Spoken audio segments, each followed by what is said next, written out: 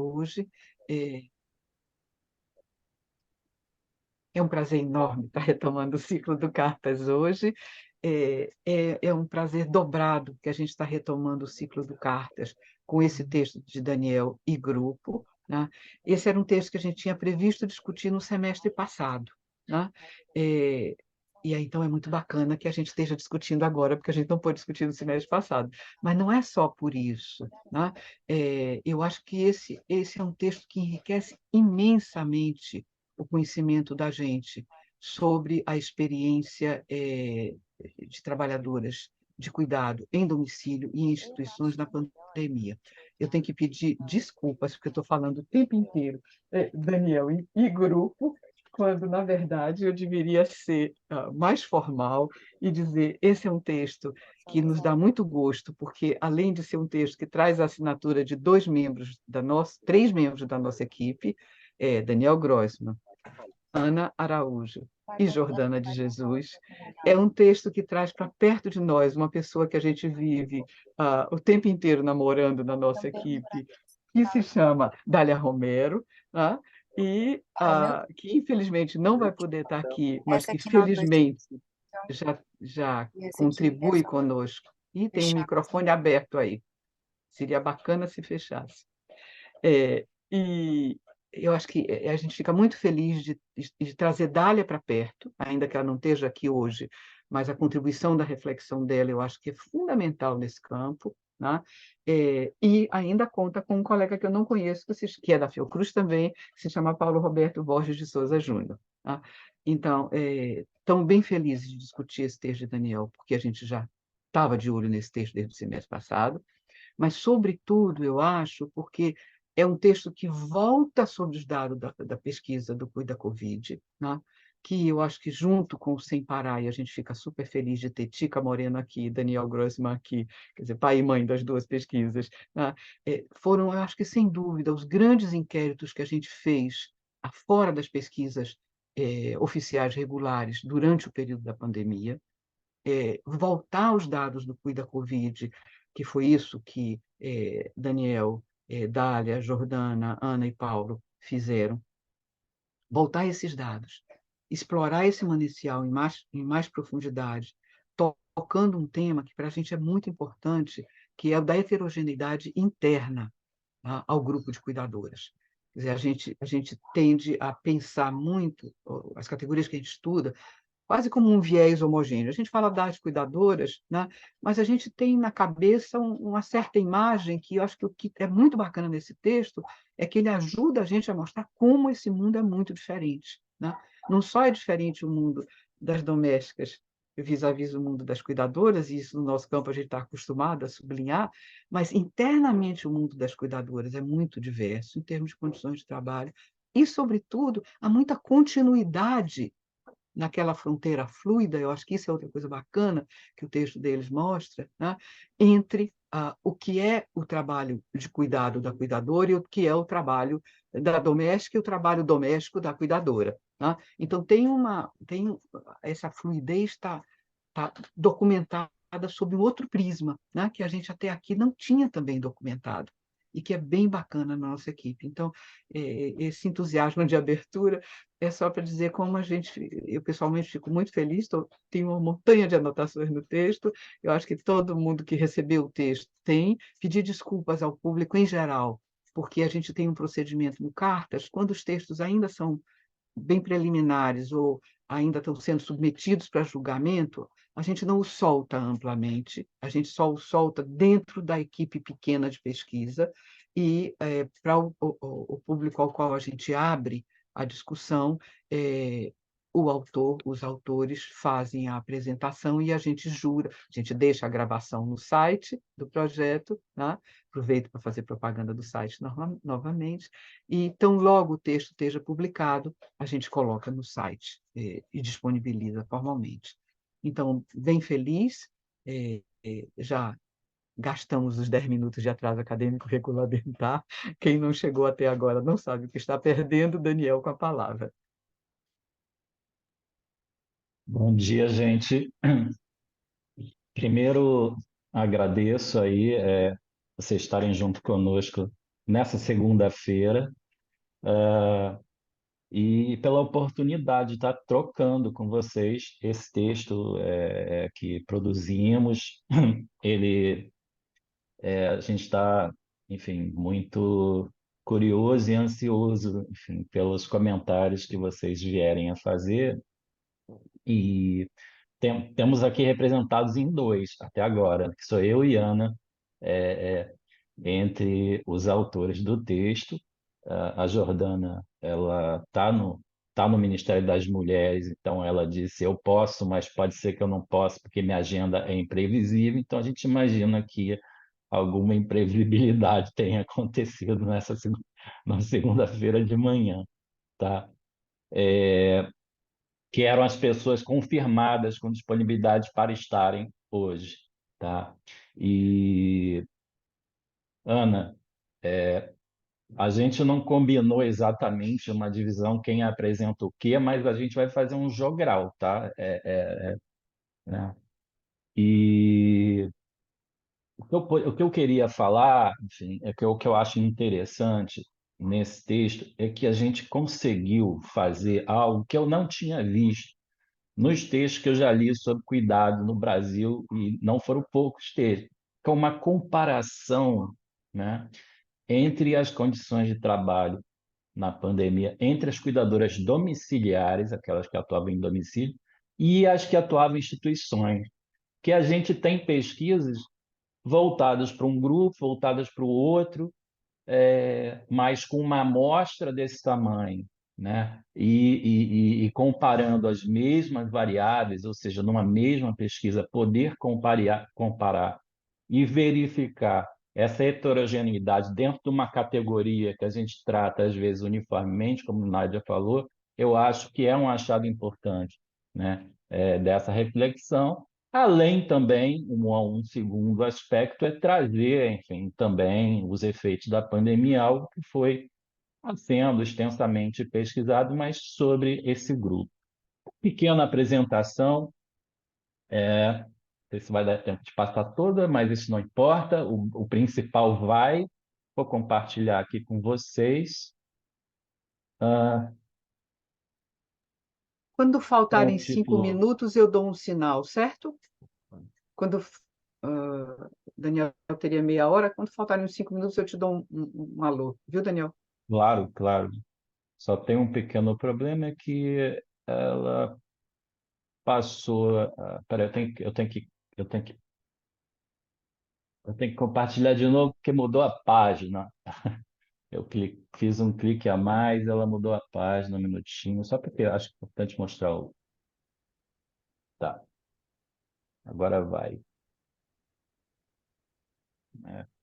Como dizem lá nas CPIs, desconte do meu tempo, por favor, restitua meu tempo, não tem isso? Ah, então, título: Cuidadores remunerados de pessoa idosa no Brasil na pandemia de Covid-19, condições de trabalho em domicílio em instituições, aos autores já mencionados, que sendo que estamos aqui hoje, eu e Ana Bárbara, tá? Então, ah, esse texto ele explora o banco de dados da Cuida Covid. Eu já apresentei num Cartas, acho que numa das primeiras Uhum, sessões, inclusive uhum, antes do relatório da pesquisa estar pronto, os principais resultados. Eu não vou fazer uma apresentação da pesquisa, porque já fiz, apenas vou uhum. fazer uma propaganda, que tem um site, que tem os principais resultados, tem um relatório lindo, todo muito bem, com um layout bacana. Já temos um outro artigo que foi recém-aprovado, que é sobre o apoio às cuidadoras familiares de pessoas idosas. A partir de uma pergunta, você recebe ajuda de mais alguém para cuidar? Está muito interessante, e quando tiver publicado, enfim, vou estar circulando por aí. A autora principal é a Dália Romero, apresentação em congresso. E falando muito rapidamente, para se alguém não conhece a pesquisa, tá? Essa pesquisa ela foi realizada de agosto de 2020 a novembro do mesmo ano, num dos períodos mais difíceis da pandemia, no ano anterior ao início da vacinação, né? O primeiro ano, no terceiro trimestre da pandemia no Brasil, ela foi realizada através de um questionário online de autopreenchimento. Essa metodologia tem vantagens e desvantagens, ou seja, ela tem limitações. Não dá para ser um questionário enorme, porque a pessoa desiste de responder, as perguntas têm que ser simplificadas. O principal critério de inclusão era a pessoa estar cuidando de uma pessoa idosa no período da coleta de dados, e a gente trabalhou com mais de um questionário, isso possibilitou separar os bancos de dados, então a gente trabalhou para esse texto especificamente com o banco de dados das cuidadoras remuneradas. Aqui o fluxograma da amostra total, enfim, a gente teve 5.786 pessoas que responderam, critérios de exclusão, uma amostra de 4.820 e entre as cuidadoras remuneradas, 2.354, que é o banco sobre o qual a gente se debruçou para trazer as variáveis que analisamos no texto aqui apresentado, tá? Ah, E aqui há alguma coisa que tirei do texto, enfim, a título de introdução. Primeiro, uma frase de uma cuidadora. A gente fez umas sessões virtuais de pré-teste do questionário antes de aplicar, e essa frase ela ficou na minha memória. Uma cuidadora remunerada que falou assim: só de alguém falar com a gente já ajuda, né? Isso ao final da aplicação, que a gente quis saber, né, se elas estavam compreendendo bem as perguntas, quanto tempo demorava, se estava claro, se estava faltando alguma coisa. Isso ficou, né? Enfim, esses relatos de sofrimento no trabalho, eles chegaram muito para quem tem contatos com pessoas cuidadoras naquele período, né? E então, o background, né, enfim, é a pandemia. A gente tem uma narrativa, né, de que os trabalhadores da linha de frente, principalmente da saúde, por exemplo, eles são chamados de heróis, assim, uma analogia com o vocabulário bélico, né? Aqui no Brasil, a gente teve a aprovação do piso da enfermagem no final de 2022, sob a justificativa de que seria um reconhecimento pela atuação da categoria no período da pandemia. Na verdade, o motivo não é exatamente esse, a organização é a força da corporação, mas isso não importa, enfim, é a narrativa. E também tem outras trabalhadoras do cuidado que não aparecem nos holofotes, enfim, não ganham esse reconhecimento como as cuidadoras de pessoa idosa, né? Elas já trabalhavam em situação de vulnerabilidade antes e durante mais ainda. Aham. A gente, então, a gente conseguiu fazer a ponderação para trabalhar nos artigos, né, a partir dos dados da PNAD de 2019. Paulo Borges ajudou na ponderação das variáveis para suavizar a questão da região e da escolaridade, principalmente. Trabalhou junto com Jordana nisso. Então, a composição da amostra que a gente trabalhou, mais ou menos, é um pouco maior que 2082, porque algumas pessoas não informaram a região, tá? Enfim, mas aqui tem uma distribuição e onde a gente tem menos resposta é Centro-Oeste e Norte, e em pesquisas desse tipo são as regiões mais difíceis de serem atingidas, porque são regiões majoritariamente rurais, tá? É mais difícil conseguir alcance nessas duas regiões em diversas pesquisas, tá? Ah, e para trabalhar especificamente no texto, a gente fez um recorte que são as pessoas do gênero feminino, que na verdade eram 91% do total, tá? Porque a gente queria fazer uma discussão de gênero. Então, nosso N é 2145, tá? Ah, E aí a gente tem subgrupos, que é onde você trabalha, a gente tinha questões desse tipo, então tem o trabalho de cuidados de domicílio, o trabalho de cuidados de instituições, são os principais subgrupos, tá? E para fazer a comparação entre esses dois subgrupos, a gente utilizou as respostas das pessoas que informaram atuar somente em um único local. Porque se a pessoa trabalha em dois locais, você não consegue fazer a comparação quando pergunta quantas horas você trabalha por dia ou por semana. Isso está misturado. E essas que trabalhavam em mais de um local, a gente considerou para analisar outras variáveis, como, por exemplo, o rendimento, a jornada total de trabalho, mas aí sem a perspectiva da comparação. Tá? E então a gente tem algumas das principais variáveis, uma delas é a jornada semanal de trabalho, né? Ela é mais ou menos, ela foi estimada ou calculada a partir de duas questões: quantos dias da semana você trabalha e num dia típico, quantas horas você trabalha como cuidadora. E a pessoa tinha que marcar, então era por faixas, né? E isso não é uma resposta tão precisa quando você pergunta, ou quando você pede para a pessoa informar exatamente, mas aí são as limitações do instrumento, né? Que tem que ser de fácil preenchimento, né? Para a pessoa preencher rápido, entender, enfim.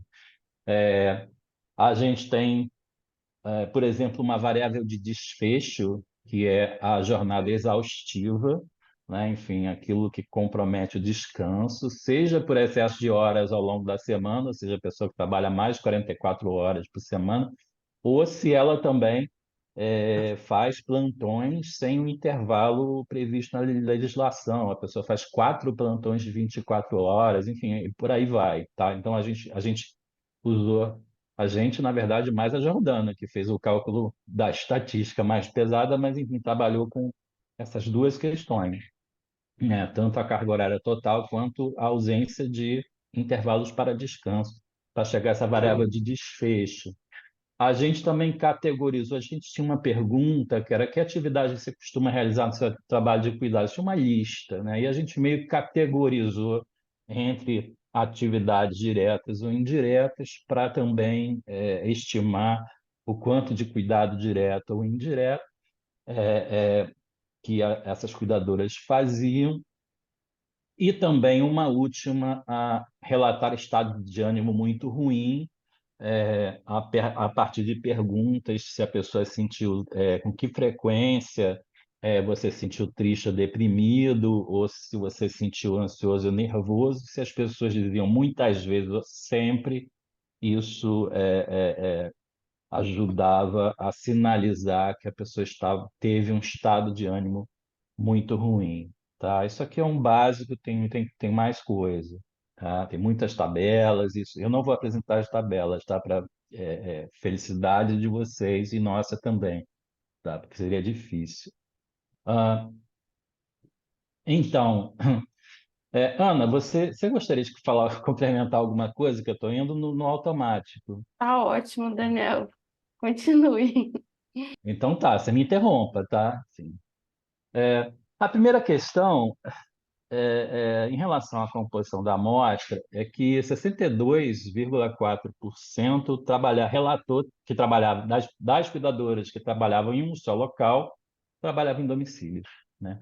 E 32,6% em instituições, tá? Em ambos os locais, a gente tem um perfil sociodemográfico muito semelhante a das trabalhadoras domésticas de uma maneira geral, tá? Enfim, com baixa ou média escolaridade, enfim, maior população, enfim, mulheres, em sua vasta maioria, maior parcela de negros do que da população em geral.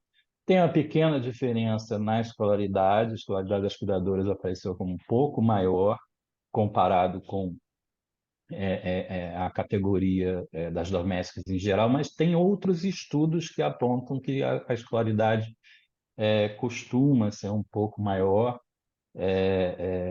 e acho que Ana Bárbara fala isso, inclusive, num texto dela, com uma certa micro-hierarquia, né, dentro do trabalho doméstico, tá? Uma outra coisa a se mencionar é que a gente não sabe se essa é a proporção no mercado de trabalho, vamos dizer assim. A gente tem uma hipótese que pode ter havido uma maior participação das cuidadoras institucionais. Por quê? É mais fácil divulgar para elas a pesquisa. Você tem 50 cuidadoras que trabalham numa instituição. O link para participar, o convite para participar chega lá, as 50 recebem um convite. Agora, alcançar 50 cuidadoras que trabalham em domicílios é muito mais difícil, tá? Porque cada uma está em um lugar, elas não estão necessariamente conectadas em rede, enfim, com acesso à informação, tá? Então, essa é uma ressalva que a gente faz. E um dado interessante é que embora as principais características sociodemográficas das cuidadoras que trabalham em instituições de domicílio sejam muito semelhantes, as que atuam no trabalho domiciliar são mais velhas, né? E aí tem, enfim, alguns desdobramentos, as que a gente discute, no texto, é que uma hipótese para isso é que as condições de trabalho das que trabalham em instituições são melhores e as mais jovens estão conseguindo esses postos de trabalho, tá? Mas são também uma hipótese. Então, entrando nos resultados, tá? A questão do percentual de formalização, carteira assinada, é assim, o dobro nas cuidadoras institucionais, 53%.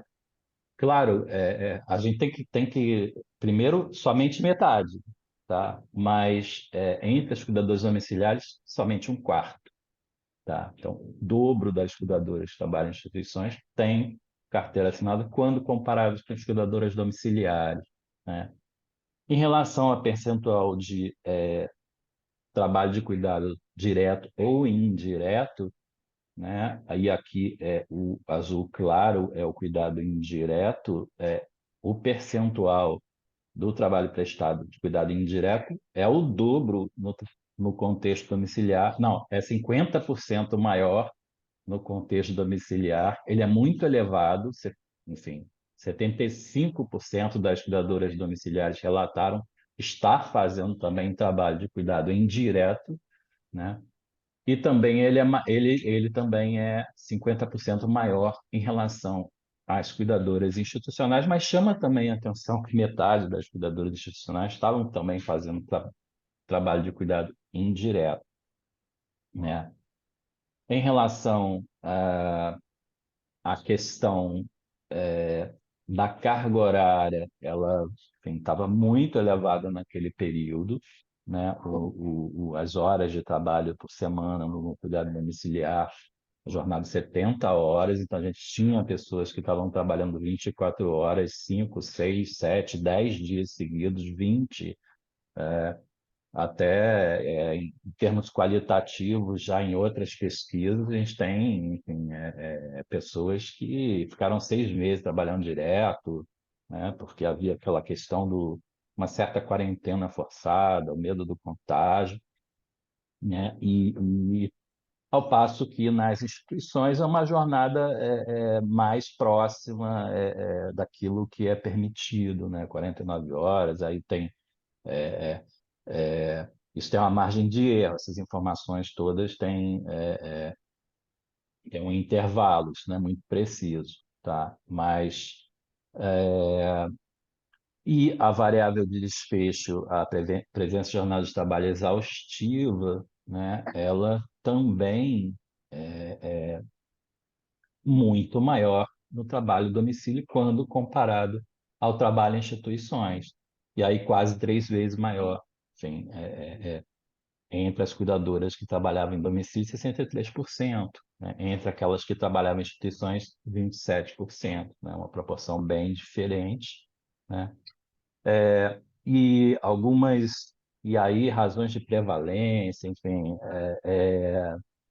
né? Então, a presença de jornada de trabalho exaustiva foi significativamente maior para as cuidadoras em situação de informalidade, então o fator protetor é a formalidade.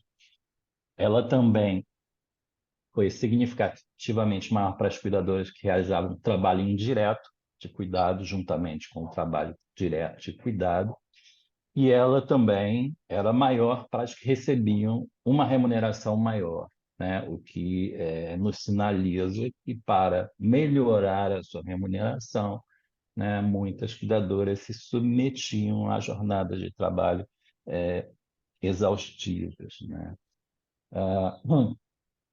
Rendimento mensal médio baixo, tá? Enfim, né, aqui é medida salário mínimo, então 1,5 salário mínimo para as cuidadoras domiciliares e 1,3 salário mínimo para as cuidadoras em instituições, mas o fato de aparecer maior entre as cuidadoras domiciliares, a gente tem que lembrar que elas trabalhavam mais horas, então o rendimento horas dessas trabalhadoras era menor, né, quando comparado com as institucionais. E um outro dado também bastante alarmante encontrado, que o rendimento das cuidadoras com e sem carteira assinada era o mesmo, né? Então, aquela coisa de que eu nasci com tua carteira, mas eu te pago mais, isso não estava acontecendo, tá? Ah, Ana Bárbara, tudo bem? Quer falar alguma coisa? Tá ótimo, Daniel. Então, tá bom. E quanto tempo eu tenho? Ah, tá, já tô vendo aqui, tá? É, Uma outra variável, a ocorrência de estado de ânimo muito ruim, ela aparece com mais frequência nos domicílios do que em instituições, mas em instituições também com uma frequência elevada, 40%, e nos domicílios 46%, né? E quem é que apresentou estado de ânimo muito ruim de forma mais prevalente, né? Então, isso apareceu mais entre as cuidadoras autodeclaradas pretas, isso apareceu mais entre aquelas que informaram que o horário de trabalho e a quantidade de esforço para as tarefas de cuidados aumentaram na pandemia. Isso apareceu mais entre aquelas que tiveram diminuição da renda familiar, né? E isso também apareceu mais entre aquelas que tinham menor escolaridade. Então, quanto maior a escolaridade, menor era a incidência ou a prevalência, né, do estado de ânimo muito ruim, tá? E aqui já nos aproximamos das considerações, já entrando nas considerações finais, né? Enfim, a gente tem algumas coisas que a gente conclui, né? Uma delas, eu não coloquei aqui como um gráfico, mas a gente também tem dado das cuidadoras que perderam o emprego na pandemia, né? E 70% declarou insegurança alimentar, menos de, acho que 18 a 17% somente conseguiu outro trabalho. Então, se submeter a essas condições de trabalho indignas era uma situação que elas se colocavam porque a alternativa seria muito pior, né? Aí seria passar fome, enfim, comprometer gravemente a renda da família, etc. e tal, né? Então, o que que a gente tem, né? Assim, é que os dados, né, enfim, aqui analisados, eles revelam não apenas a histórica exploração das mulheres no emprego doméstico, mas também o descaso com a saúde, os direitos, o bem-estar e a própria vida dessas pessoas, né, que a gente viu na pandemia e vê ainda até hoje, né? A situação de trabalho das cuidadoras remuneradas, que já era ruim, ela se deteriorou. As longas jornadas de trabalho, esse baixo rendimento marcam esse grupo ocupacional, né? Essa diferença entre as condições de trabalho entre as cuidadoras domiciliares e as institucionais, elas também se relacionam com uma diferença entre o âmbito público e privado, né? Enfim, no sentido de que as instituições são passíveis de fiscalização, mas os domicílios apenas teoricamente, né? O domicílio não tem CNPJ, não tem placa na porta que tem uma cuidadora, enfim, não tem um cadastro no CNAS, enfim, não tem um alvará, né? E, e, por fim, a necessidade da gente investir em políticas públicas de cuidado, sendo fundamental cuidar de quem cuida e buscar promover maior justiça social. Ana, você gostaria de complementar alguma coisa? É, só uma coisa muito rapidinha é que para a gente, né, a gente debateu muito, discutiu muito a questão da jornada exaustiva, porque realmente é muito impressionante, né, quando a gente vê o número de horas trabalhadas, especialmente pelas domiciliares. E aí, mais do que dizer, poxa, esse dado talvez tenha algum viés, algum problema, o que também é uma possibilidade, a gente pensando também os grupos focais, né, que foram realizados como pré-teste, a gente chegou a várias narrativas sobre essa jornada exaustiva. Claro que tem uma questão de como é que a pergunta foi feita, mas a gente acha importante pontuar que há uma percepção, né, de quase que um trabalho sem descanso, né? E o que isso significou em termos, né, da vida dessas trabalhadoras. Então, só para pontuar isso rapidinho. Cumprimos o tempo, né, Nádia? Rapaz, o meu relógio não conseguiu nem tocar. Ele ia tocar às 11h08 para lhe dizer que você tinha. Ele ia tocar agora. Acabei de desligar. Para dizer que você ia ter mais 5 minutos. Não, vocês foram ótimos. A gente agora tem 55 minutos para discussão, comentários, que eu acho que vão ser super bem-vindos por Daniel e Ana. Aí a gente pode se inscrever. Eu me inscrevo, mas se tiver alguém na minha frente, tem preferência a mim. Ana Cláudia. Acho E que depois Nádia. um E a pouco essa fila está questão aberta. da jornada exaustiva, né, Desculpe, Ana, Nádia? Lembra? eu vou colher se Daniel e Ana Bárbara, a gente é cheio de Ana nesse projeto. Se Daniel e Ana Bárbara concordarem, eu vou colher um conjunto de 4 a 5 pontos, né? E aí passo para vocês, tá bom assim? Desculpe, Ana Cláudia.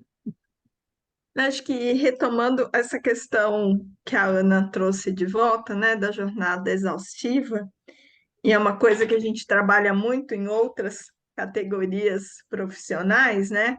A gente sempre pensa a jornada exaustiva a partir dessa dimensão da duração, né? Óbvio, né? A duração do tempo dedicado, dos intervalos e das pausas, e junto com isso a gente pensa a questão da intensidade do tempo de trabalho, né? Ou seja, e aí como que a gente faz, pensa um pouco, fico imaginando nesse caso os cruzamentos, né? Então, será que aquelas trabalhadoras que têm que realizar o cuidado direto e indireto teriam menos pausas intra-jornada, né? E isso também leva a essa sensação de cansaço, né? Não é só a questão dos intervalos entre as jornadas, mas também o intra-jornada, né? Você para de cuidar aqui, mas aí você vai lavar ali a louça, aí você volta, aí você, né? Então essa é uma questão que a gente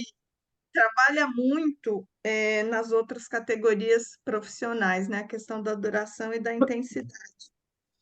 E aí, uma outra questão, né? Quando vocês falaram o fato das mais novas estarem mais presentes nas instituições, o quanto isso tem a ver também com a escolaridade, né? Será que tem as mais novas têm uma escolaridade maior do que as mais velhas? Porque também, de uma forma geral, as instituições demandam um pouco mais certificados do que as mais velhas, ou não? Isso não tem muita, enfim, só essas questões.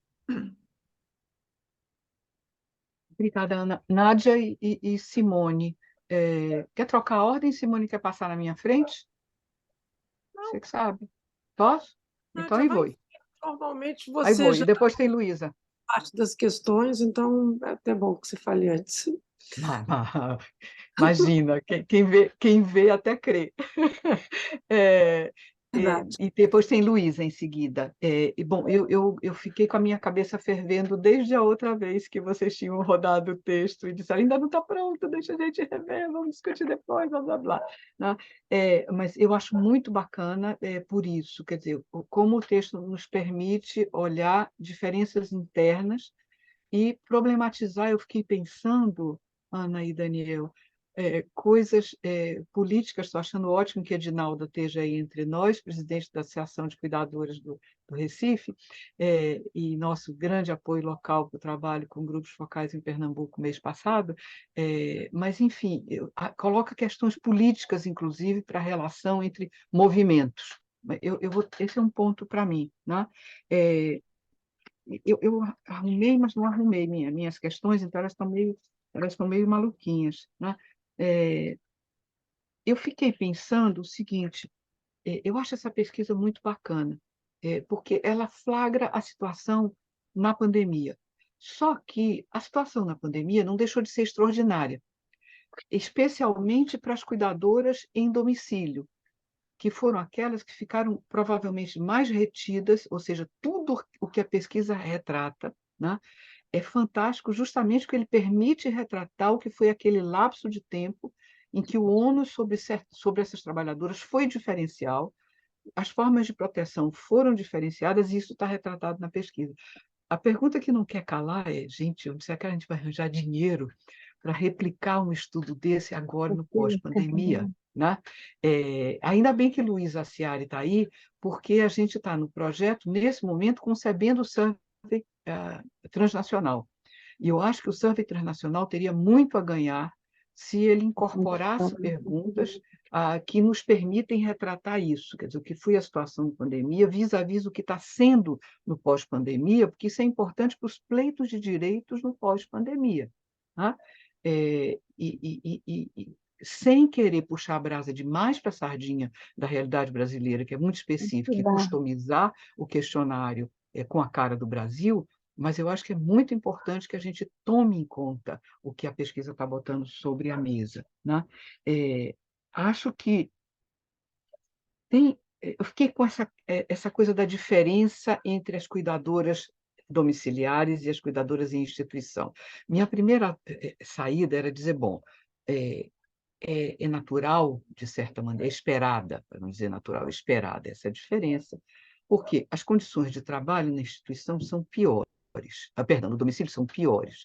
Então, é esperado que características de perfil, né, com mais escolaridade, estejam nas cuidadoras em instituições. Só que, à medida que a gente avança com o texto, a gente descobre que a diferença salarial é praticamente inexistente. Né?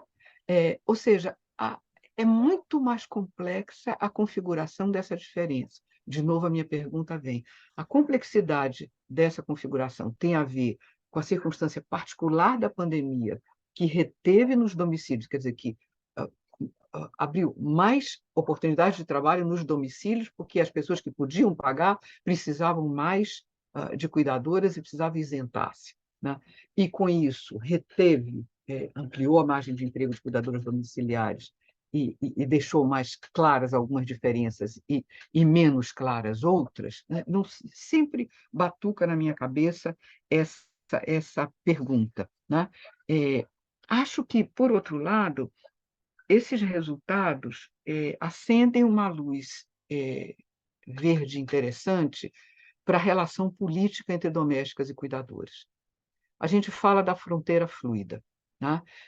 Mas a gente observa com esses números que há muito mais a aproximar as cuidadoras domiciliares das trabalhadoras domésticas do que a gente, em princípio, esperaria, e do que, vou usar dizer uma coisa, as próprias cuidadoras sublinham, demarcando a distância entre seu trabalho profissional do domicílio e o trabalho das domésticas. Ou seja, o peso do exercício do cuidado indireto.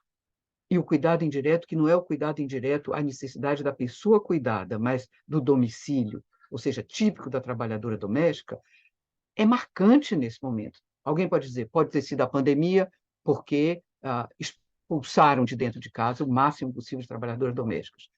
Ou não, a ver o que a gente vai ver no pós-pandemia. Mas isso chama atenção para mim a continuidade de agendas reivindicatórias entre domésticas e cuidadoras, especialmente as cuidadoras domiciliares, e o fato de que a Federação de Trabalhadoras Domésticas pode sim ser uma âncora de proteção para as trabalhadoras cuidadoras domiciliares, né? Porque se Laura Pautassi diz isso, Pedro Nicoli diz isso, se o direito e a regulação e o enforcement do direito da lei não chega dentro de casa, não passa o batente da soleira da porta, né? A federação passa, né? Quer dizer, a dinâmica de demanda política através da federação pode vir a passar. Eu estou dizendo essas coisas porque isso configura a minha própria maneira de pensar esse assunto. Eu acho que a pesquisa coloca muito outras perguntas. Um quarto ponto, a pejotização e a plataformização. Quer dizer, a pesquisa deixa antever coisas importantes sobre mudança nas condições de trabalho, a pejotização é uma. Eu acho que é um desafio para a gente ampliar o conhecimento sobre o que é esse movimento de pejotização no trabalho doméstico de cuidado. Não sei se eu estou errada em dizer que essa plataformização do trabalho de cuidado talvez seja um dos caminhos que estimule essa pejotização.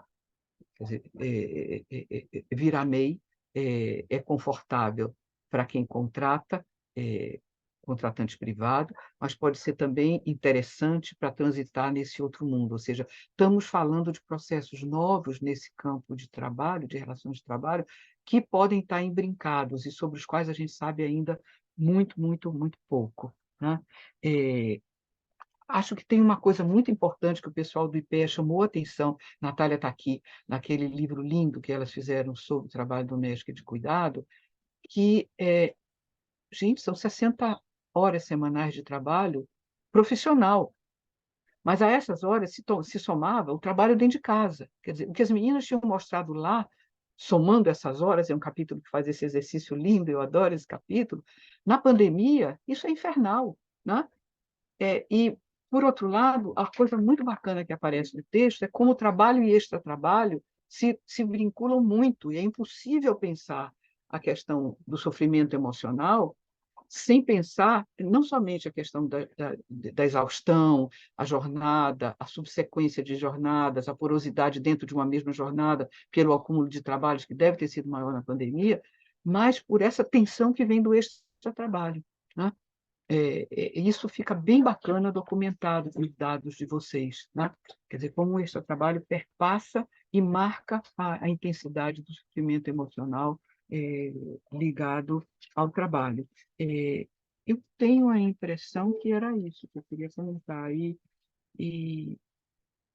Assim, tinha um outro ponto, talvez só uma dica, essa coisa que está lá na conclusão de vocês, quando vocês dizem que o descaso com a vida dos idosos respinga, né, no descaso com as cuidadoras. Quem cuida de um objeto que é objeto de descaso é também em si mesmo objeto de descaso. Quer dizer, esse é um argumento bacana que Sandra Logier e Patrícia Papperman e Pascal Molinier tinham feito num texto relativamente recente. Quer dizer, entender esse descaso, não somente porque é trabalho de mulher, essa desvalorização, mas é trabalho de mulher que se exerce sobre corpos que são eles mesmos objeto de desvalorização. E vocês colocam isso lindamente, porque na pandemia foram eles os que foram descartados, né? Então, achei muito bacana o texto. Com certeza vai ser aceito. Se não aceitarem, não sabem o que estão perdendo. Obrigada. Depois tem Simone e depois tem Luísa. E aí a gente faz um breakzinho, se vocês quiserem comentar os comentários. Obrigada, Nádia. Como sempre, como eu disse, você já aborda, acho que muitas das nossas impressões e consegue colocar elas em palavras perfeitamente articuladas, as nossas primeiras impressões, que a gente às vezes demora um tempo até, né, dar corpo a elas. Mas é de fato um trabalho lindo, assim, um trabalho extremamente inspirador para todos nós que estamos interessados na área de cuidados, E quando você fala, Daniel, que é um trabalho ainda em andamento, eu tenho a impressão que será para sempre em andamento, porque o seu objeto ele é um objeto, primeiro, que tem muito ainda a ser desbravado e em constante mutação e expansão, né? O que é mais relevante, essa ideia de que, como disse Nádia, é possível que na pandemia essa situação tenha ficado exacerbada aos olhos de quem não estava muito conectado a essa situação, mas não é exatamente uma novidade, não é exatamente um fato novo. É verdade que na pandemia, e isso os dados da minha pesquisa com o paper que eu e Mariana juntas fizemos, a gente mostrou que os desligamentos de pessoas que trabalhavam com afazeres domésticos em domicílios foram em muito maior intensidade do que os desligamentos de cuidadores trabalhando em domicílios. Em domicílios e não domicílios também, de cuidadores em geral. Então, houve um maior número de desligamentos de pessoas contratadas em afazeres domésticos. E isso, então, confirma o que Nádia estava dizendo como uma hipótese de que é possível que isso tenha sobrecarregado ainda mais os cuidadores, porque ao escolher manter um cuidador em casa, ao invés de manter alguém que está fazendo trabalhos domésticos, é possível a gente imaginar que esse cuidador acabou resvalou para ele uma carga muito maior de serviços que antes eram feitos por aqueles empregados domésticos que foram dispensados. Então, é possível que isso tenha acontecido na pandemia. Mas nada disso descarta a ideia de que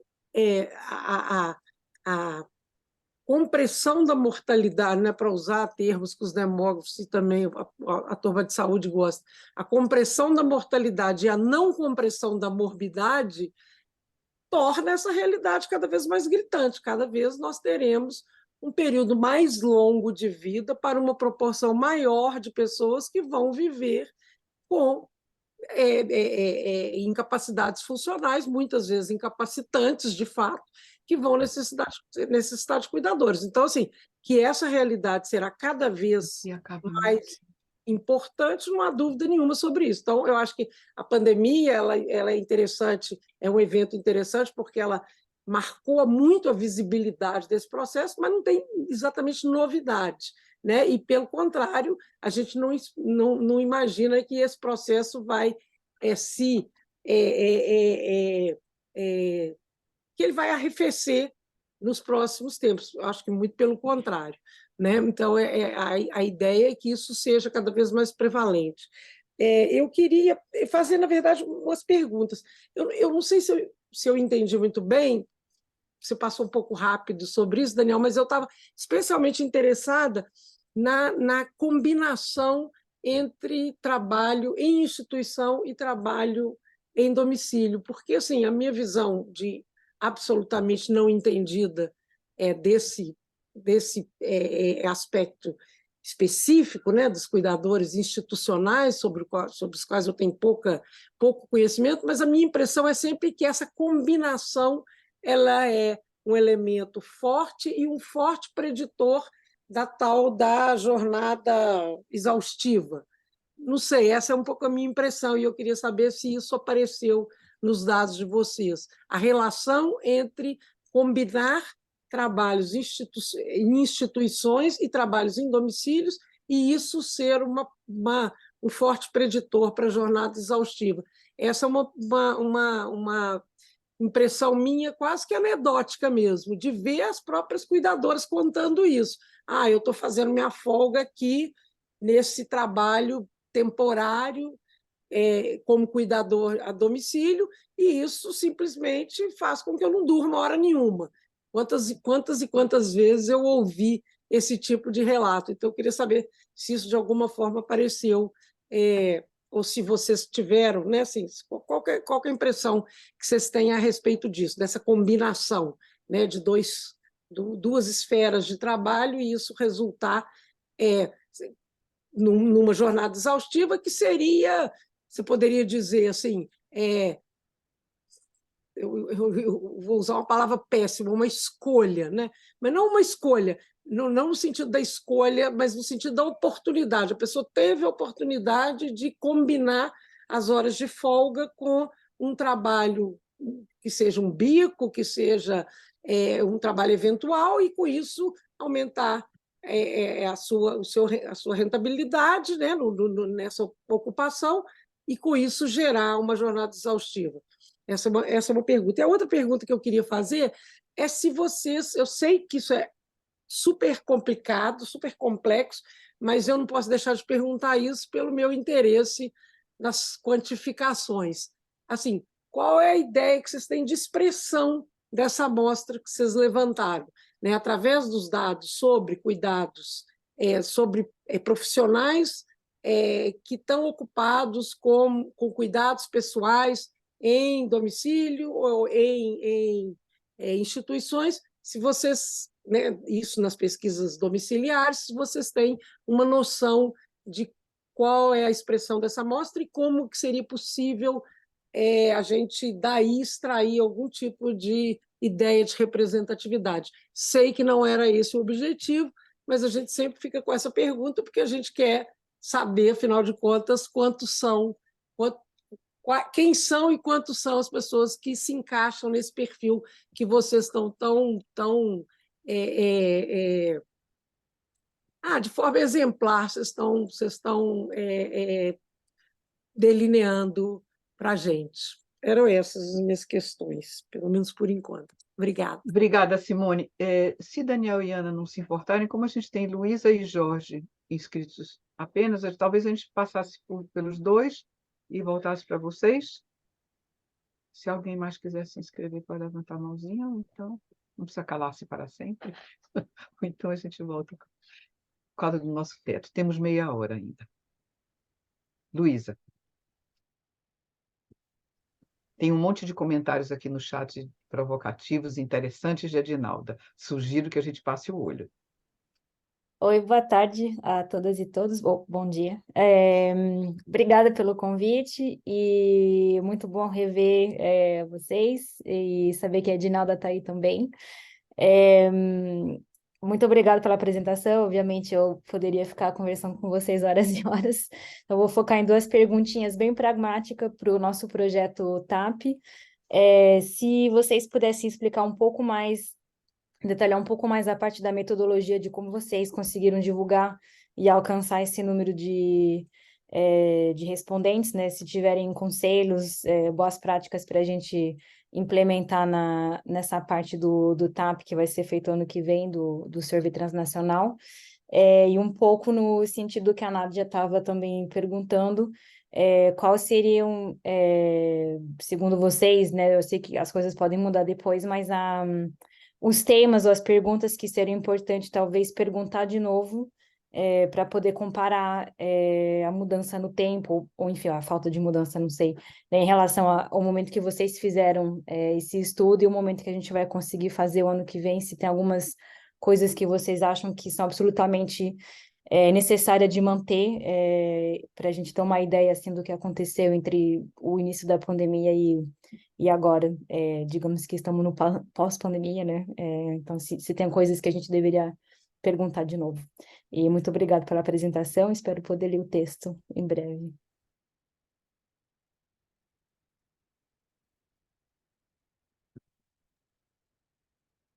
Acho que agora é o Jorge Félix, depois a Natália. Tá, estão me ouvindo? Tá. Sim. Não, bom, Desculpe, bom. eu estava em mudo, dizendo passamos para Jorge, e eu estava em mudo, perdão. Não, tudo bem. É que Ana Amélia está queixando que o link não estava funcionando e eu estava tentando, a essa altura, ainda salvar, mandar o outro link para ela.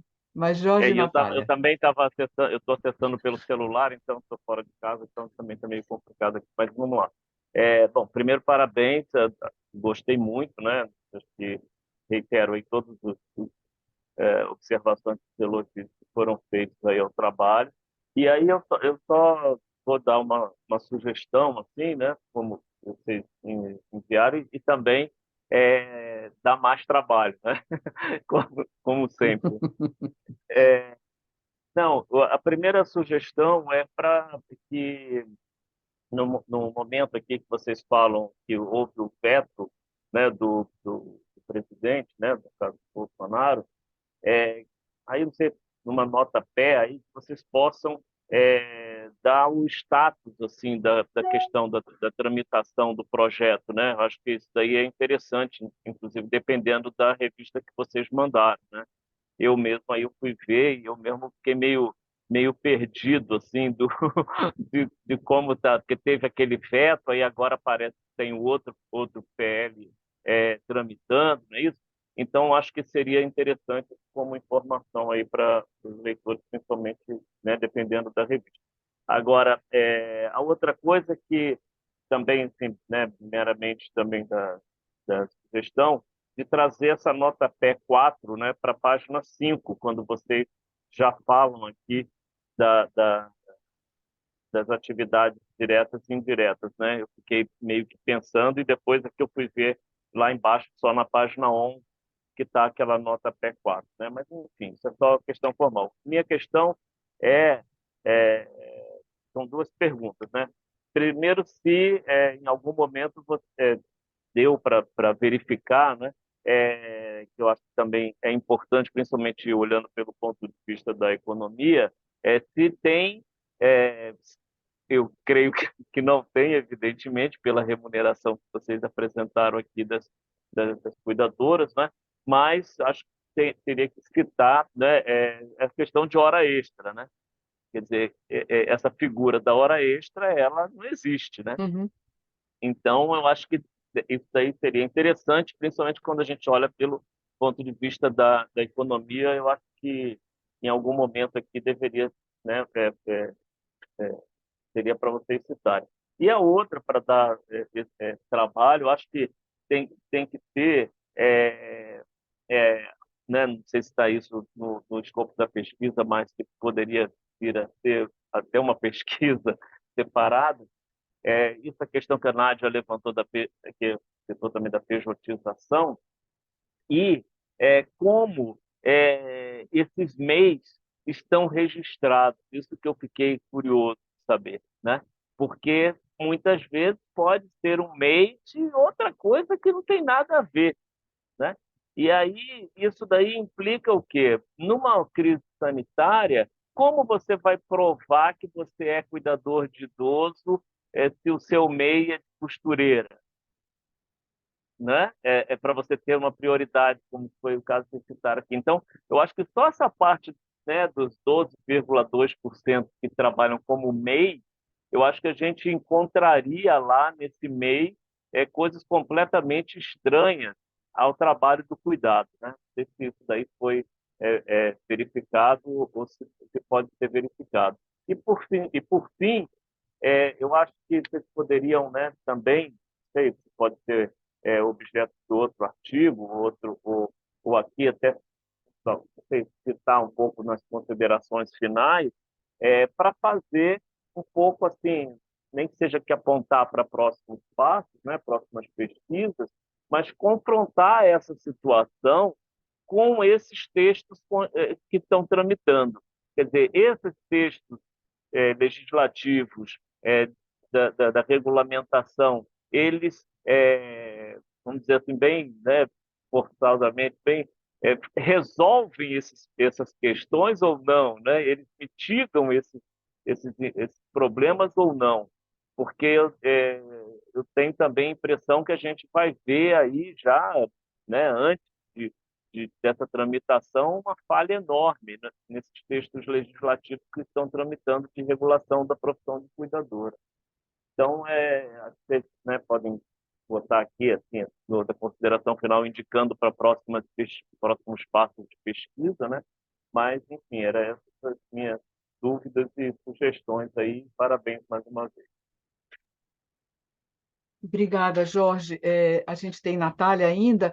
Eu queria só pedir desculpas à Stephanie, que está entrando atrasada. Tem várias pessoas que entraram atrasadas porque o link estava pedindo ID e as pessoas não tinham ID. E a gente estava aqui segurando todas as petecas, tentando responder, mandar link alternativo. Perdão, Stephanie, bem-vinda, Natália. Bom dia, também sou super entusiasta desse trabalho, dá muita vontade de ver atualização mesmo, né? Como já foi mencionado. A questão que eu acho que mais, uma das questões que mais me chama a atenção, acho que de todos, é a questão da imensa jornada, né? Das jornadas exaustivas. Eu acho que isso é uma Isso, grande isso. discussão desse trabalho. Também uma grande curiosidade para saber, certamente não, dá para imaginar que durante a pandemia as jornadas possam ter sido mais estendidas, mas também a gente sabe que não são nada muito aquém disso, né? Do que a pesquisa mostra, assim, né? Não Isso, vão ser, isso. certamente não estão nas 44 horas semanais, 8 horas diárias. O salto da pandemia não foi tão grande assim, né? E em Natália, contra você sabe uma coisa que eu penso? Essa prática instituída na pandemia, ela pode ter se mantido, ter se mantido, é verdade, entende? Ter é se verdade. Ficou tão mantido, fechando confortável, o né? parênteses. Botar com esse Claro, serviço com tantas horas na claro. semana, confortável para quem se livra, está terceirizando esse trabalho, né? Deixar bem claro. E a contraposição entre essas jornadas imensas e as remunerações muito baixas, né? Então, acho que seria interessante, vocês mencionam, mas acho que seria, alguém também já fez essa sugestão, eu acho, de mencionar o rendimento hora, porque aí com salários tão baixos, jornadas tão extensas, o rendimento hora fica encolhidíssimo, né? Sob qualquer comparação com qualquer outra categoria, enfim, eu acho que seria interessante. E ao mesmo tempo, outra coisa que me chama a atenção é essa questão das cuidadoras que têm jornadas muito extensas e recebem salários mais altos, né? Que o Daniel até chamou a atenção, deu ênfase aí nas cuidadoras que recebem 2 salários mínimos ou mais. Aí eu fiquei pensando aqui, eu não sei, eu não sei se está separada essa coisa dos 2 salários mínimos ou mais por domiciliares ou instituição, mas eu imagino que seja mais presente nos domicílios, né? E aí eu fiquei pensando aqui que uma família que tem condição de pagar mais de 2 salários mínimos para uma cuidadora, hoje no Brasil, a gente pode imaginar, ou pode considerar que é uma família rica, né? Eu sei que isso daí é outro estudo, os estudos das famílias contratantes. E aí tem os dois polos não, os dois sentidos dessa, que eu penso, nessa cultura toda do servilismo, né, que a gente tem no Brasil, da pós-escravocrata, enfim, famílias que provavelmente, o que eu quero dizer é o seguinte,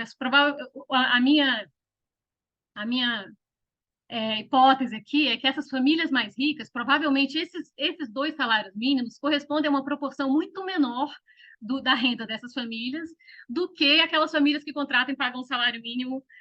Provavelmente a importância, o peso desse um salário mínimo para essas famílias menos ricas é ainda maior, né? E são essas famílias que são mais ricas e que estão pagando mais, porém, com um peso muito menor sobre suas rendas, que são as que mais exploram, né? Que são aquelas que estão tirando sangue aí, mais de 60 horas dessas cuidadoras, explorando, porque já que eu estou pagando 2 salários mínimos, a expectativa é de que esse trabalho resolva a minha vida e que eu não tenha nada, que, enfim, a pessoa idosa seja cuidada, enfim, só para pensar nessa discussão aí das superjornadas. E a outra questão que eu fiquei pensando também, em especial com essa questão dos cuidados diretos e indiretos, é o cenário, que eu também não sei se a pesquisa investigou, das pessoas idosas que moram sozinhas, né? Que eu também acho que não deve ser esquecido nem minorado, porque a gente está sempre pensando assim, a cuidadora que faz serviço indireto está fazendo serviço para todo mundo, não só para o idoso. Eu acho que até o texto menciona isso. Mas no caso das pessoas idosas sozinhas, dificilmente vai ter uma trabalhadora doméstica e uma cuidadora. Já é difícil num cenário familiar. Para a pessoa idosa sozinha, essa cuidadora vai chegar e vai fazer tudo, né? Os cuidados diretos e indiretos 100% ali eu acho que é um cenário que vai ser cada vez mais presente, né? E a outra coisa e a diferença de trabalho, né? Por conta disso, né? Quais são as diferenças nos trabalhos prestados para pessoas idosas no contexto familiar, e pessoas idosas que moram sozinhas. E a outra questão que eu ia levantar, a Simone já levantou, que essas jornadas são tão alarmantes e a gente nem está considerando aquelas pessoas cuidadoras que trabalham mais no local, né? Então, já é tão alto esse número de horas dedicadas, e vocês já fizeram um recorte só para aquelas que estão em um local, imagina se colocar também aquelas que estão entre instituições e domicílio, ou em mais de um domicílio, né? Ou seja, de repente, num domicílio a folga é respeitada, sei lá, turno de 12, folga de 36, mas aí a cuidadora pega essas 36 e vai lá para outros domicílios. Aí a gente nem dá para imaginar que jornada exaustiva é essa. É isso, maravilhoso ouvir vocês e ler o trabalho. Muito obrigada. Voltamos para Quem Daniel e começa? para Ana. Ana, você está Podem aí? bater para o ímpar, Estou vocês dois. aqui. Tanto faz. Então, vamos lá.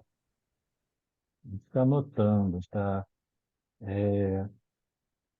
Primeiro fui guardando de memória e depois eu vi que minha memória não ia dar conta e eu passei a anotar, tá? Então, se falta alguma coisa, relembrem. Mas vamos lá.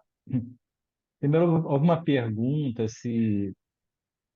Não lembro quem falou isso, se haveria uma diferença... Acho que foi a Ana Cláudia Cardoso. Se haveria uma diferença de escolaridade entre as cuidadoras institucionais ou domiciliares, e não, a única diferença que a gente encontrou, pelo menos nessa pesquisa, foi em relação à faixa etária, tá? As demais características sociodemográficas, elas foram semelhantes, tá? Ainda a questão da remuneração, aparentemente, acho que Nádia comentou isso, não, mas a remuneração é mais ou menos igual. Não, não é.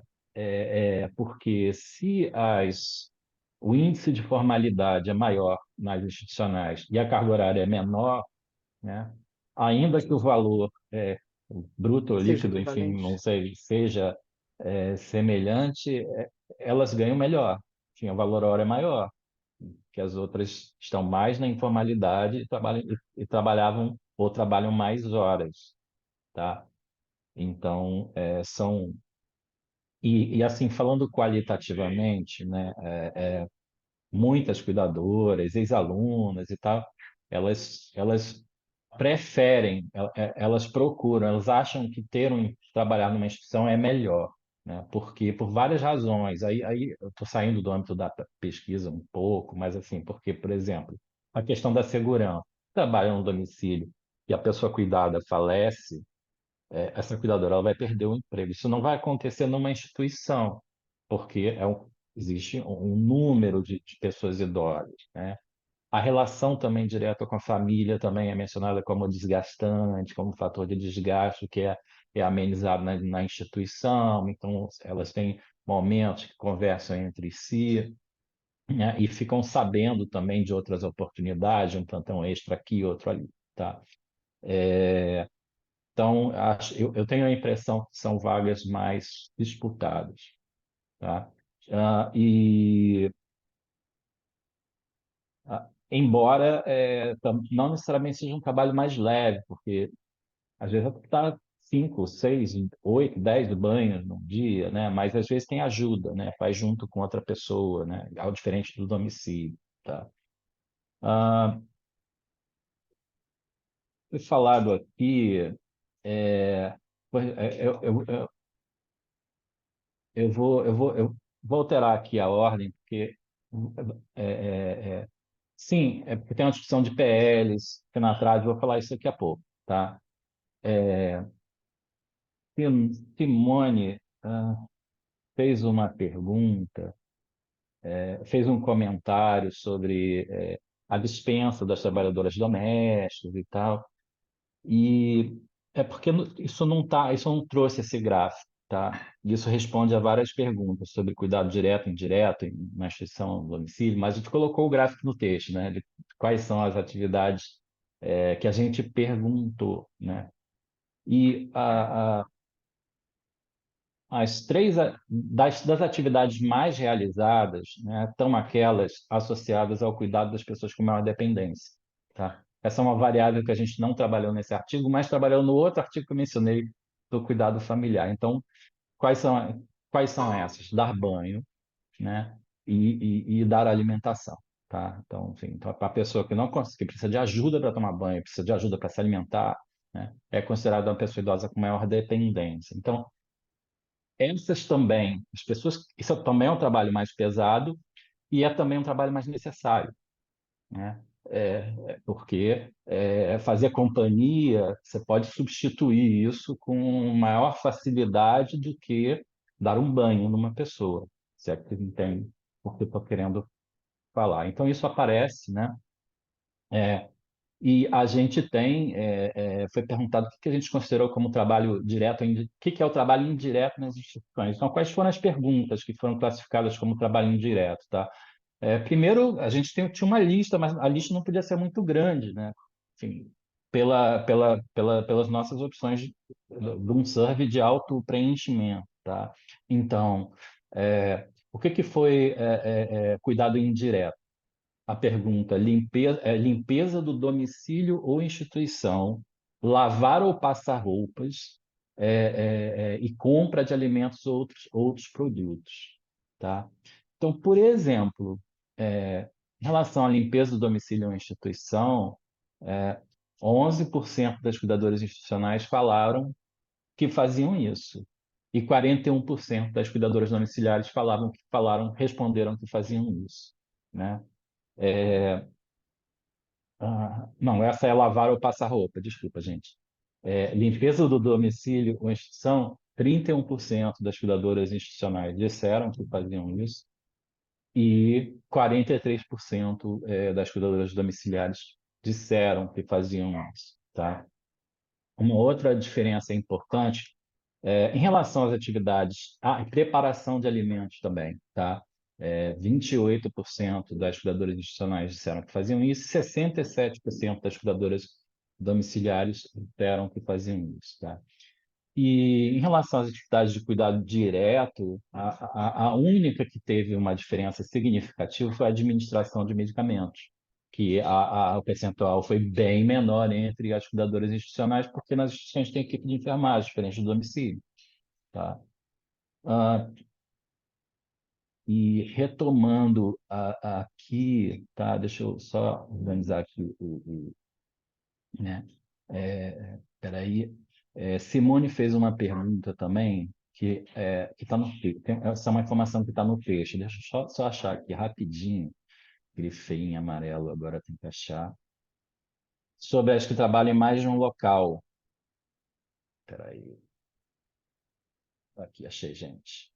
Então, Simone, né? Então, as que trabalhavam em mais de um local, elas tinham uma carga horária, uma jornada de trabalho maior, tá? Enfim, mais acima de 70 horas por semana, tá?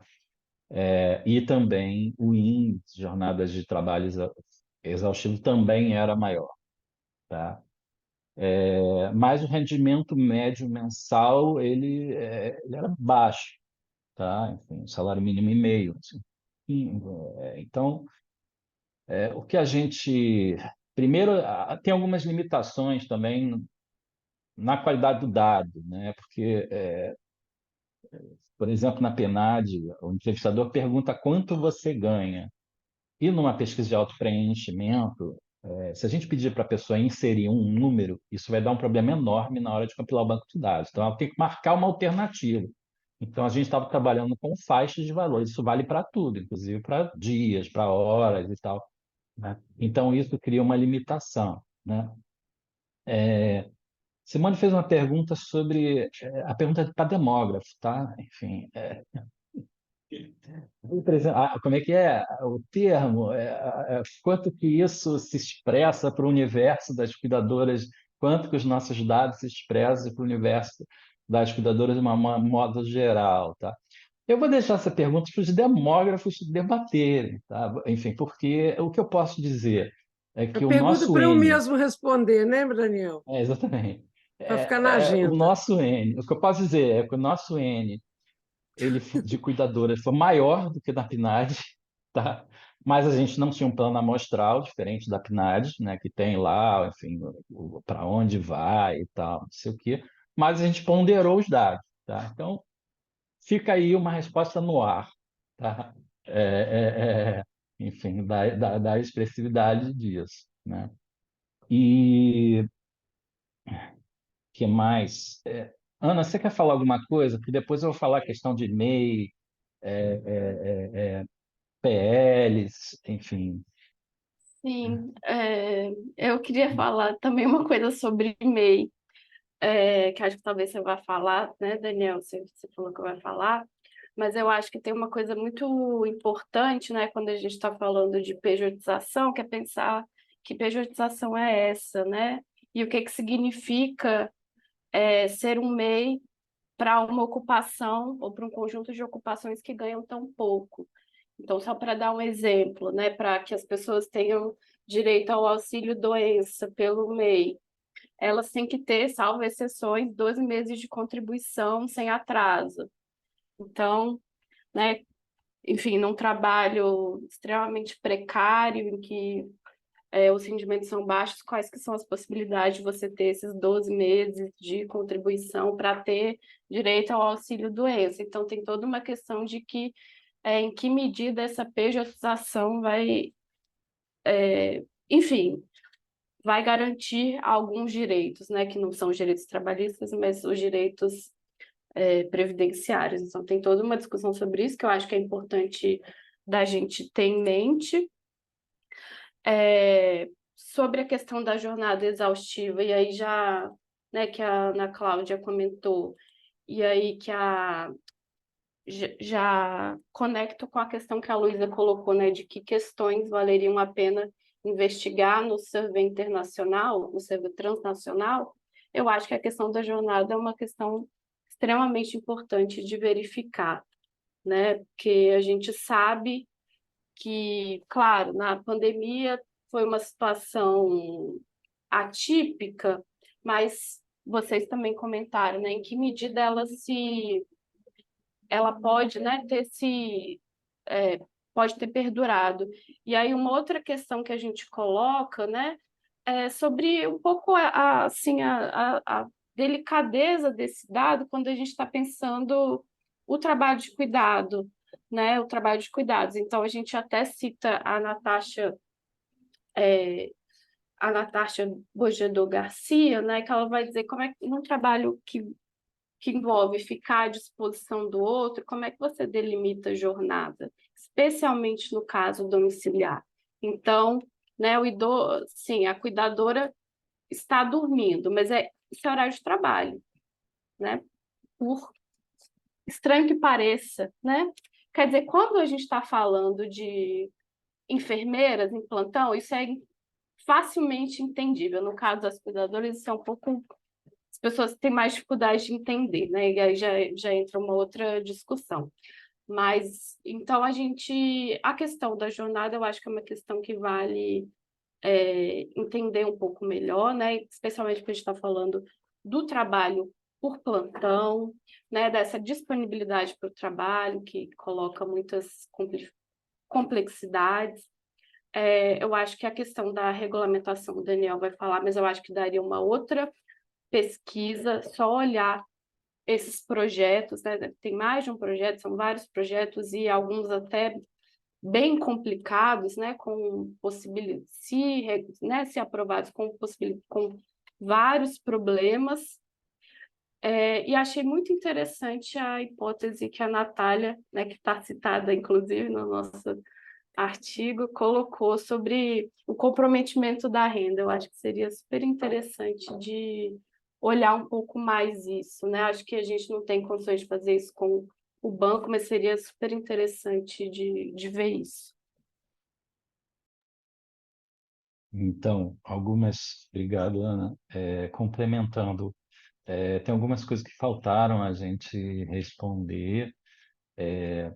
Acho que Jorge Félix falou sobre a questão das horas extras. Eu acho esse é um assunto super importante ser investigado, mas isso a gente não coletou essa informação. A gente não tinha como coletar essa informação. Ou melhor, a gente tinha que fazer escolhas entre quais informações eram mais importantes naquele momento, podiam entrar no questionário, tá? Mas eu acho que isso é um dado muito importante. E aí, teria hora extra, acho que só existe para pessoa formalizada, né? Sendo que entre as domiciliares, somente um em cada quatro estava formalizado. Então, aí vai ter que ser pensado como medir isso, né? Um pagamento adicional, se vai existir uma hora extra informal, tá? Ah, em relação também, uma outra coisa, acho que a Natália perguntou se a gente conseguiu diferenciar as pessoas idosas que moram sozinhas, tá? Não, a gente não, porque todas as perguntas eram sobre a pessoa cuidadora, né? Não eram exatamente sobre a pessoa cuidada, E então a gente não tem essa informação. A gente tem, por exemplo, informação em relação às familiares cuidadoras, aquelas que não recebiam mais ajuda de mais ninguém, tá? Mas a gente não perguntou isso para as cuidadoras remuneradas, porque aí é o tamanho do questionário, as perguntas mais específicas, isso não entrou no survey, tá? Sobre projetos de lei é um outro paper, né? Enfim, sim. Acho que e eu concordo, assim, corroborando o que a Ana Bárbara falou, né? E Nádia também comentou, né, sobre o papel da FENATRAD, porque os projetos de lei de regulamentação da profissão, eles, eles trazem alguns aspectos que a gente poderia considerar como positivos, no sentido de criar, enfim, vira uma profissão, né, com uma lei regulamentada, tarará, estabelece escolarização mínima, qualificação profissional para o exercício, mas eles meio que tiram eles, o trabalho de cuidado do âmbito da esfera doméstica, tá? Assim, enfim, eles meio que fazem isso, porque isso não é dito explicitamente, mas a gente poderia entender que essa poderia ser uma consequência. Até por coincidência, na semana passada, eu estava revisando um dos projetos de lei, aí tem um projeto de lei do Paulo Paim, tá? Tem vários projetos de lei, gente. Assim. E aí o projeto de lei do Paulo Paim, ele tem uma parte que ele fala o seguinte: a jornada de trabalho é de 44 horas semanais, no máximo, ou 12 por 36. Aí tem lá, inciso único, a jornada de trabalho citada no caput se aplica também para aquelas que trabalham como autônomas ou como MEI, né? Ou seja, é porque o MEI ou o trabalho como autônomo no campo do direito é para prestação de serviços eventuais, né? Se a pessoa trabalha 40 horas, isso poderia configurar vínculo. Agora, se você bota no projeto de lei que o MEI pode trabalhar 40 horas, 44 horas semanais, isso é um prejuízo para aquela trabalhadora e está no projeto de lei, dentre outros aspectos que a gente não vai detalhar aqui, que fugiriam um pouco do objeto da discussão, tá? Mas, enfim, é só para citar um exemplo, enfim, de como... E aí eu concordo que, em relação às cuidadoras domiciliares, hoje, tá? Essa regulamentação é uma hipótese, tá? Realidade hoje isso é trabalho realizado, é trabalho doméstico e sim a FENATRAD, os sindicatos são a principal forma de proteção aos direitos dessa categoria, tá? Até porque, por serem sindicatos, terem uma estrutura, né? Embora existam associações, elas não substituem sindicatos, tá? E peraí, é, tem coisa, eu não sei se a gente respondeu tudo, tá? Mas deixa eu olhar aqui se faltou alguma coisa. Eu acho Não que se eu estou aflige, a gente vai respondendo. Ah, continuar sim, faltou uma conversando. coisa. Faltou Vai. uma coisa. Luiz, Luísa perguntou sobre as estratégias de divulgação, tá? Eu tenho uma apresentação só sobre isso, tá? E eu vou te enviar, né? Porque a gente fez um trabalho insano, né, de divulgação. Ana Bárbara trabalhou na época fazendo isso também, e foram diferentes estratégias, tá? Desde da gente conseguir replicar na mídia, enfim, né, pelos setores de jornalismo da Fiocruz, redes sociais, material que a gente preparou para o WhatsApp, é, mapeamentos de grupos no Facebook e também no WhatsApp com link público das cuidadoras remuneradas e também de familiares cuidadoras, onde a gente entrou, a gente colocava lá enfim, reuniões com pessoas de diferentes estados que poderiam ser divulgadores-chave, enfim, foi um trabalho insano. Nem sei como é que a gente fez isso para conseguir esse N, que foi um N bastante expressivo, pensando na especificidade do público-alvo, tá? Uhum. E coisas loucas do tipo assim, a gente e também o próprio sistema da pesquisa que a gente tinha como acompanhar em tempo real, quantas respostas por dia, de onde estavam vindo aquelas respostas, de UFs e tal, e aí a gente fazia uma reunião semanal e falava, gente, a gente está com 0 respostas no Piauí, quem que a gente conhece no Piauí? E aí vamos batalhar para tentar mudar isso, só para dar um exemplo, né? Enfim, aí a gente conseguia correr atrás, aí subia um pouco, enfim. Mas isso já eu te mando e serve, fica como exemplo, mas eu acho que agora o momento é outro, tá? O impacto que uma determinada notícia, uma publicação terá hoje sobre esse assunto não vai ser necessariamente o mesmo do que foi é, naquela época, né? Assim, só como exemplo, a publicação no Facebook da Fiocruz de que a pesquisa estava iniciando teve 100 mil interações, né? Porque a Fiocruz estava com uma super visibilidade, porque ela estava fabricando a vacina, que ia ser disponibilizada, né? Estava no centro da arena do debate de ciência versus anticiência, né? Ah,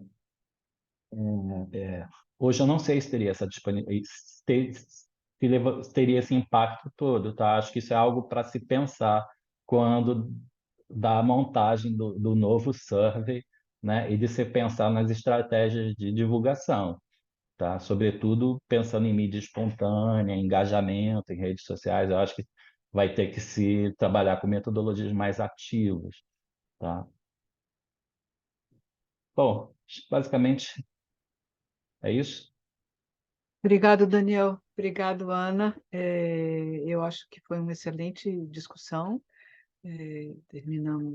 Começamos na hora, terminamos na hora. Vocês respeitaram o tempo, trouxeram um monte de dados interessantes, ou seja, exemplar para começar o ciclo. A gente se encontra de novo no próximo dia 2 de outubro, e a gente vai ter dose dupla de Ana. Ana está particularmente na Berlinda nesse semestre. Nós tínhamos encomendado a Ana e a Natália 2 revisões, além da revisão que nós tínhamos encomendado à Ana Cláudia sobre a plataformização do trabalho e o que a gente sabia no Brasil sobre isso, com respeito a cuidados. A gente encomendou à Ana Bárbara uma revisão da produção das ciências sociais sobre o trabalho doméstico remunerado durante a pandemia. Mas aí é um balanço bibliográfico do que foi produzido entre nós a esse respeito. A Ana preparou um texto bem interessante, ela vai apresentar os resultados desse texto principais no dia 2 de outubro, que é a nossa próxima sessão.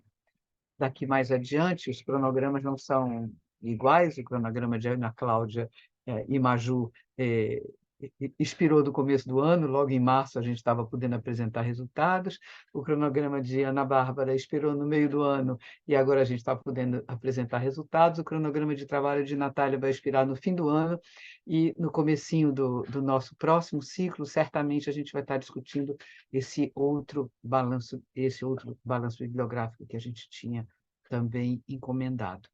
Bom, então nos vemos no dia 2, nessa mesma bate-hora, embora não no mesmo bate-local, porque eu imagino que o link seja diferente e funcione melhor do que esse de hoje, que esse só fez tirar os cabelos de Monize e meus durante a sessão. Um abraço grande a todo mundo. Foi uma alegria ter recomeçado o ciclo. A gravação vai estar no ar, se vocês quiserem difundir, em mais um pouquinho de tempo, como normalmente a gente faz no site do nosso projeto. Um abraço, bom almoço, bom dia de trabalho e boa semana. Tchau, gente. Abraço, Obrigada. Edinalda. Tchau, gente. Obrigada, Edinalda. Valeu.